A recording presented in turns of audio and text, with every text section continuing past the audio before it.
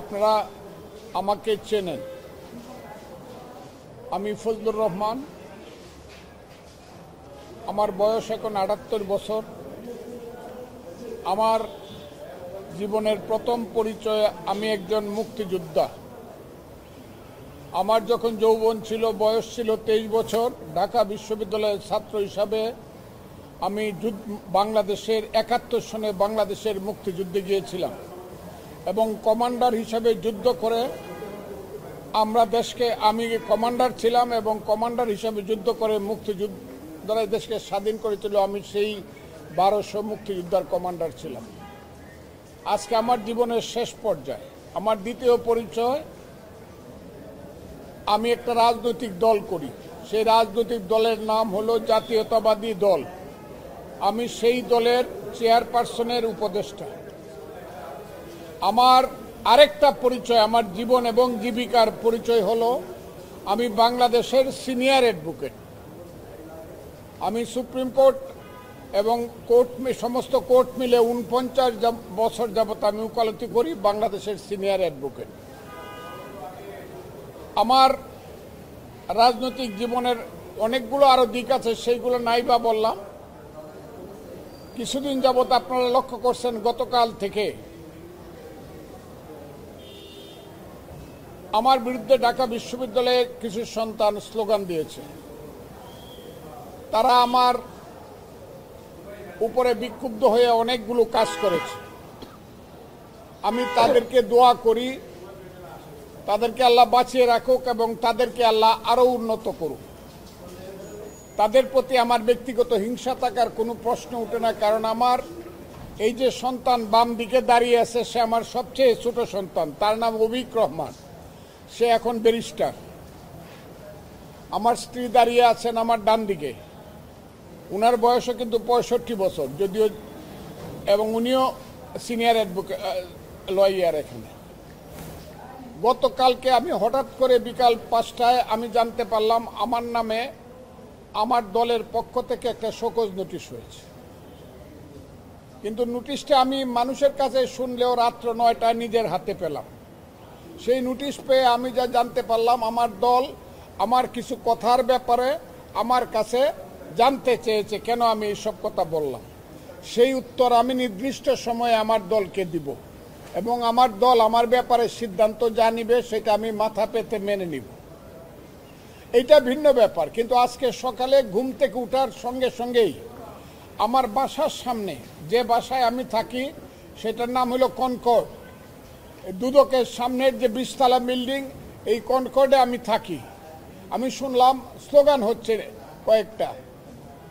আমি দেখলাম উপর থেকে ৭ থেকে ৮ জন ছেলে মেয়ে স্লোগান দিচ্ছে, খুব বিশ্রী স্লোগান। ফজলুকে হত্যা করো, ফজলুর রহমানকে গ্রেপ্তার করো, ইত্যাদি ইত্যাদি। স্লোগানের ভাষা মানে এমন কোনো অনা আর কি। ৭-৮ জন ছেলে মেয়ে, এবং তারা বাসার মধ্যে ঢুকার চেষ্টা করতেছে। আমি সেই বাসায় থাকি, ভাড়া বাসা। আমি এখন শঙ্কায় আছি যে বাসায় ভাড়া থাকি সেই মালিক আমাকে বাসায় ভাড়া থাকতে দিব কিনা। ১। ২ নম্বর হলো, আমার মূল প্রশ্নটা হলো, আমি একজন মানুষ, আমি এই দেশের জন্য যুদ্ধ করেছিলাম। আমি এই দেশে ৬১ বছর যাবৎ রাজনীতি করি। কাজে আমার এই দেশে নিশ্চিন্তে নির্বিঘ্নে বাঁচার অধিকার আছে। এটা আমার কনস্টিটিউশন এবং ফান্ডামেন্টাল রাইট।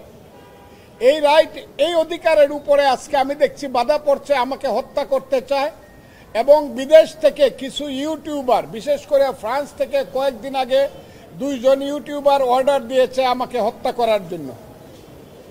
এবং কালকে রাত্রে বা পরশু রাত্রে দেখলাম এরা সবাই জামাতের লোক। তারা বলেছে ফজলুর রহমানকে গলা কেটে হত্যা করতে হবে, ইত্যাদি ইত্যাদি। সেইগুলা তারা দূর থেকে বলছে, কিন্তু ছেলেরা একদম আমার বাসা পর্যন্ত গিয়ে যেভাবে স্লোগান দিচ্ছে, এতে করে আমি আশঙ্কা প্রকাশ করছি। শুধু আমার জীবনে আমি মৃত্যু ভয় পাই না, কিন্তু আমি মনে করি অপমৃত্যু তো আমার প্রাপ্য না। এই দেশটার জন্য আমি যুদ্ধ করেছি। ডিজাইন, এলিগেন্স, বিউটি, সেরা পণ্য সবার জন্য জেভিকো। কাজে আমার দেশে বাঁচার অধিকার আছে। আপনাদের মাধ্যমে আমি সারা বাংলাদেশের 18 কোটি মানুষের কাছে জিজ্ঞাসা করতে চাই, হে বাংলাদেশের মানুষ, আমি তো আজ থেকে 54 বছর আগে আপনাদের জন্য যুদ্ধ করেছিলাম। আজকে যে সন্তানেরা আমার বিরুদ্ধে স্লোগান দাও, তোমাদের জন্য একটা স্বাধীন দেশ সৃষ্টি করার জন্য আমি যুদ্ধ করেছিলাম, তোমাদের কাছ থেকে কি আমি অপমৃত্যুটা আমার কাম্য? যদি আমার কোনো কথায় তোমরা মনে করে থাকো আমি দেশের বিরুদ্ধে কথা বলছি বা তোমাদের কর্মকাণ্ডের বিরুদ্ধে কথা বলছি, আমার বিরুদ্ধে মামলা করো, আমাকে গ্রেফতার করো, আমাকে শাস্তি দাও।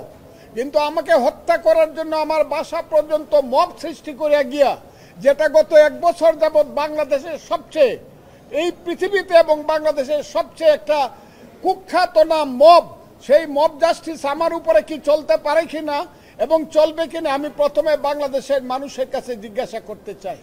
হে বাংলাদেশের মানুষ, আপনারা যদি মনে করেন একজন মুক্তিযোদ্ধা হিসাবে নির্বিঘ্নে আমার বেঁচে থাকার অধিকার আছে, তাইলে আপনারা আমার জন্য দোয়া করবেন এবং আপনারা আমার জন্য আমার পক্ষে প্রতিবাদ করবেন যে ফজলুর রহমানকে নির্বিঘ্নে বাঁচতে দাও। 1 2 নম্বর হলো দলের ব্যাপারে আমার সঙ্গে দল যে শোকজ নোটিশ করেছে, সেই শোকজ নোটিশটা খুব স্বাভাবিক। একটা দল যদি মনে করে তার কোনো রাজনৈতিক কর্মী ব্যতিক্রম কোনো কথা বা কাজ করছে, দল শোকজ করতেই পারে এবং সেই প্রশ্নের উত্তর আমি দেব। সেইটার সঙ্গে তো এই মবের কোনো সম্পর্ক নাই। কাজে আমি আপনাদেরকে বলতেছি, সব কিছু মিলিয়ে আপনাদের মাধ্যমে আমি দেশের মানুষ, আমি আইন শৃঙ্খলা রক্ষাকারী বাহিনী, নিরাপত্তা বাহিনী, সবার কাছে আমি আহ্বান করতেছি, আপনারা আমার ফান্ডামেন্টাল রাইট, মৌলিক অধিকার এবং আমার সন্তানদের বেঁচে থাকার অধিকার, আমার স্ত্রীর বেঁচে থাকার অধিকার আপনারা দয়া করে নিশ্চিত করুন। এবং আইন শৃঙ্খলা রক্ষাকারী বাহিনী আজকে যে ভূমিকা নিয়েছে আমি সেই ব্যাপারে সন্তুষ্ট। আবারও বলছি, আমি সেই ব্যাপারে সন্তুষ্ট। আমার বাসা থেকে ফোন করার সঙ্গে সঙ্গে 10 মিনিটের মধ্যে তারা এসে অন্তত আমাকে রক্ষা করার চেষ্টা করেছে, এখনো করছে। আর এখন 5 ঘন্টা যাবত এখন এই মব আমার সামনে, সেইটা সংখ্যায় যতই হোক, বিশ্রী স্লোগান দিয়ে মব বসে রয়েছে। আমি এই কথা বাসার সামনে বসে রয়েছে, আপনারা এই কথাটাও জেনে রাখুন। আপনাদের মাধ্যমে আমি এই কথাটাই আজকে বলতে আসছি, আমার জীবনের নিরাপত্তা পাওয়ার অধিকার সাংবিধানিকভাবে আমার আছে। আর আমি সবচেয়ে বিশ্বাস করি আমার সৃষ্টিকর্তা আমাকে রক্ষা করবে, কিন্তু সাংবিধানিকভাবে ফির দুনিয়াগতভাবে এই দেশের আইন শৃঙ্খলা রক্ষাকারী বাহিনীর দায়িত্ব আছে আমাকে জীবন রক্ষার নিরাপত্তা দেওয়া। এই কথাটা বলার জন্য আমি আপনাদের সামনে এসেছি। আপনার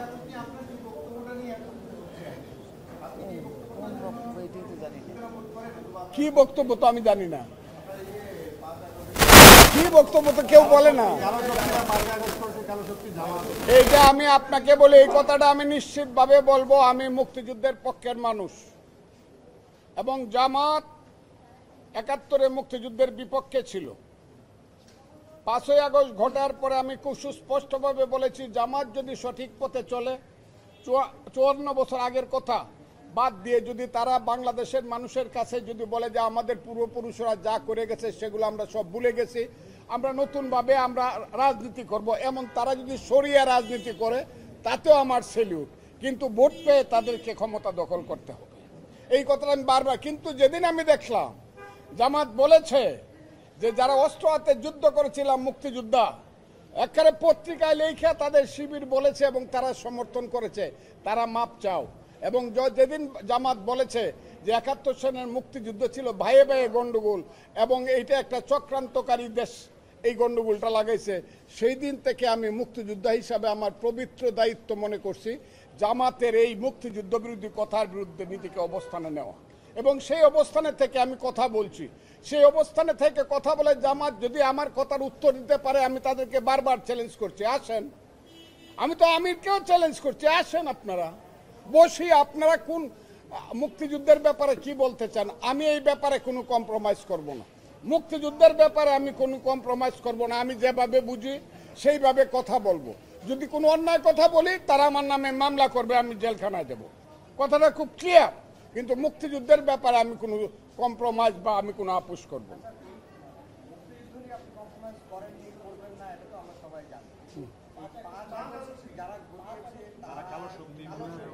না, তাদেরকে আমি কালো শক্তি বলি না, আপনারা আমাকে দেখান তাইলে আমি বলবো। যদি কেউ প্রমাণ দিতে পারেন তারা কালো শক্তি, তাইলে আমি যদি তারা আমার সামনে আসে আমি বলবো yes I do agree with you এবং I pray to you please pardon me, আমাকে মাফ আপনি করুন। জামাতকে কালো শক্তি বলে এটাকে 5 আগস্টে দিয়ে ফেলছেন। জামাত আমি এটা বলে এই উত্তর আপনি আমার সামনে পাবেন না। কোনো ভাইরাল হয় নাই, এটা ইউটিউবে অনেক কিছু করা যায়, কথাটা বুঝেন। আমার সমস্ত বক্তব্যটা আপনারা দিতে বলেন, সমস্ত বক্তব্যটা আপনারা দিতে বলেন। ওই 2 লাইন দিয়া, ওই নিষেধা হেডিং দিয়া ফজলুর রহমান বলেছে ইউনুসকে দেশ থেকে, এইগুলা তো হইতেছে এই দেশে। এই বক্তব্য না, আমার টোটাল বক্তব্য কোথায় কখন দিয়েছি বলেন। যদি আমি অন্যায় করে থাকি, দেশের বিরুদ্ধে বা দলের বিরুদ্ধে বক্তৃতা করে থাকি, আপনারা আমাকে কেন সুযোগ করলো? দল কেন সুযোগ করলো? এটা আমি দলকে উত্তর দিব, এখন দিব না। এখন আমি দলের উত্তর না।